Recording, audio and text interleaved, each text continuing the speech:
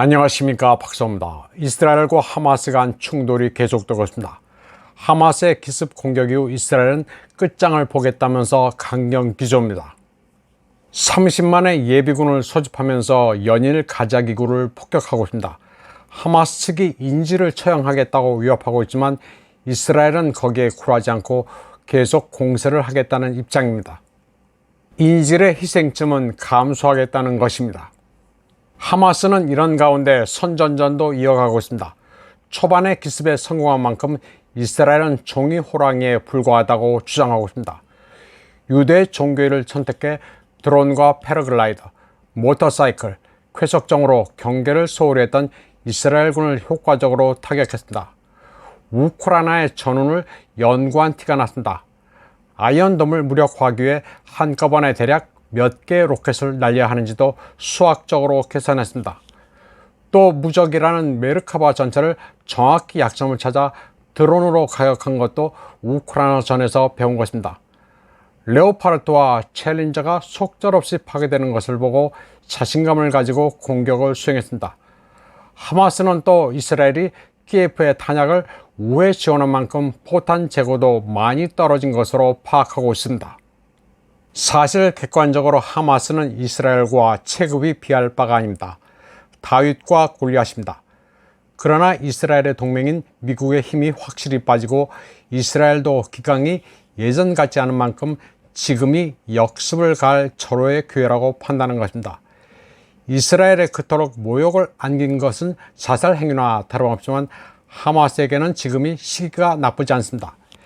이스라엘 대 하마스의 단순 대립 구도를 이스라엘 대 전체 아랍으로 확장시킬 수도 있습니다. 세상이 그만큼 변하기도 했습니다. 우크라이나 전쟁을 뒷바라지하느라 미국 등 집단 서방의 힘도 많이 빠졌습니다. 미국은 이스라엘의 뒷배입니다. 미국의 힘이 빠지면 이스라엘은 무적일 수가 없습니다. 이스라엘은 미국에 대해 아이언돔과 탄약, 포탄 지원을 요청했지만 미국이 그럴 여력이나 있는지 확실치 않습니다. 미국이 이스라엘 사태에 대응한다고 제럴드 포드 항공모함을 파견했는데 사실은 실속 없는 짓입니다. 지원할 만한 재래식 무기가 없어 쇼 차원에서 보내는 것일 가능성이 높습니다. 이런 가운데 러시아와 중국은 중동 평화회담의 재개를 촉구하고 있습니다. 두 나라는 유엔 안보리 긴급회의에서 중동의 진정한 평화 프로세스를 주장했습니다. 주 유엔 러시아 대사 바실리 네벤자는 민간인에 대한 모든 공격을 규탄한다면서 양측은 즉각적으로 전투를 중단하고 의미 있는 협상을 하라고 말했습니다. 또 주 유엔 중국 대사 장준도 세계가 두 나라의 갈등을 해결해야 한다고 말했습니다. 반면 미국의 주 유엔 부대사 로버트 우드는 하마스가 사행한 극악무도한 테러 공격을 규탄하라고 15개 회원국에 요구했습니다. 미국은 오로지 규탄에만 초점을 맞췄을 뿐 협상 같은 것은 말하지 않았습니다. 한편 미국의 상원 원내대표 척 슈머 등 의원단이 중국을 방문해 시진핑과 만났습니다.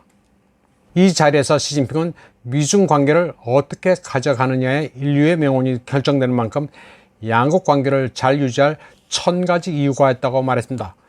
그러면서 대면 교류는 중요하다고 말했습니다. 이에 대해 척 슈머는 미중 양국은 무역, 과학기술, 외교 영역에서 경쟁 상대지만 미국은 충돌하기를 원치 않고 디커플링도 추구하지 않는다고 말했습니다. 그러면서 미국은 중국 측과 솔직하고 건설적인 소통으로 중국이 미국 기업에 공정한 경쟁 환경을 제공하길 원한다고 말했습니다. 척 슈머는 또 이스라엘 팔레스타인 충돌 이후 중국이 이스라엘 편에 서서 팔레스타인을 견책해 주기를 촉구했습니다. 그러나 중국 외교부 대변인 마오닝은 민간인에 대한 폭력은 반대한다면서도 이스라엘의 편을 들지는 않았습니다. 이스라엘 팔레스타인 문제에 대한 중국의 입장은 팔레스타인의 독립국가를 인정해야 한다는 스탠스입니다. 이는 러시아도 비슷합니다.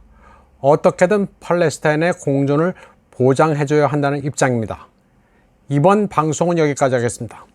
시청해주신 여러분 감사합니다.